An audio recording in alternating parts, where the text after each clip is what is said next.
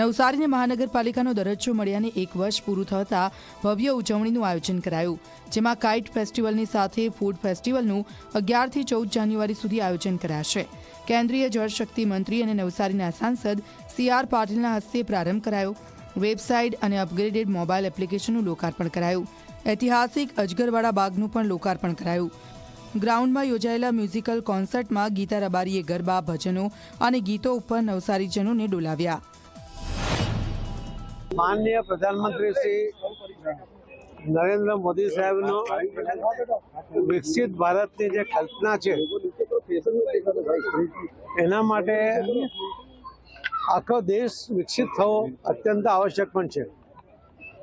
नवसारी एक शांत शहर है, परंतु विकास में भारतना विकास में नवसारीनुं पण योगदान ओछुं ना होय ए स्वाभाविक है।